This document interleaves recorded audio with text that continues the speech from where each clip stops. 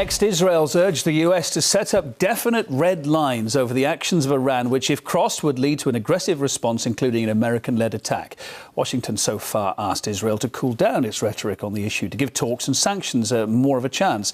Let's talk about these latest developments and talk to writer and journalist Afshin Rattansi, who's joining us via Skype from London. Hi, Afshin. Evening to you. It's not the first time, of course, is it? We've seen the US rebuke Israel's calls for harsh action against Iran. Will this latest outburst cause a serious split between the allies, do you think?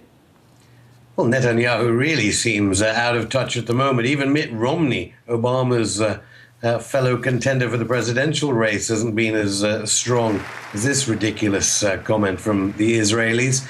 I think Washington won't be listening, and I presume even Romney, who has kind of steered back from the neocons after his disastrous trip to Tel Aviv and to London as well.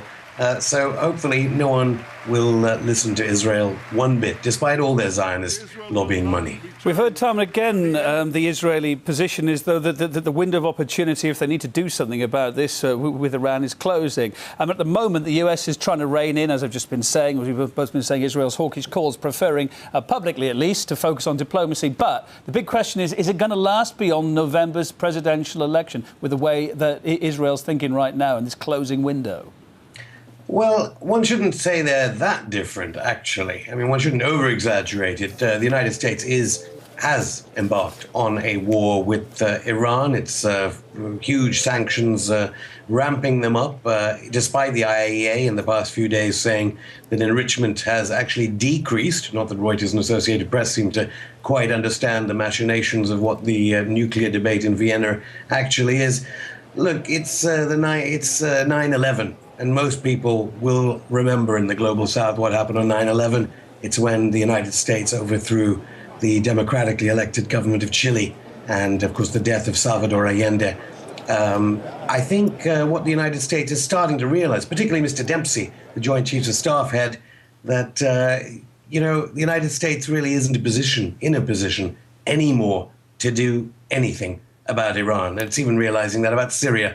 So these are increasingly desperate calls from Israel. So nothing might change in November. Well, the flip side, is Israel in a position to do anything about Iran? Well, it continues to be in a position to murder Palestinians every other day, to commit atrocities every single day on the Palestinians without any word from Washington or international corporate media.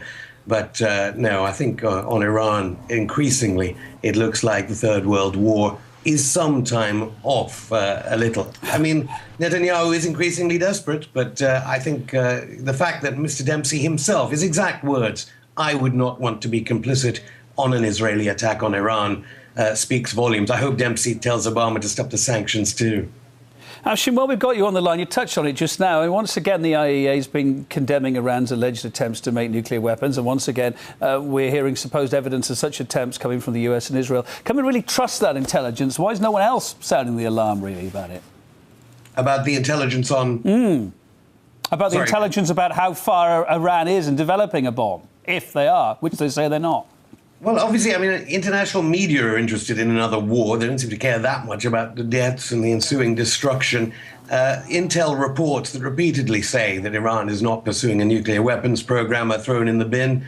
And I think now Iran, seeing itself much more strengthened, its insurance industry, I think, is worth $3.25 billion worth more thanks to the insurance sanctions.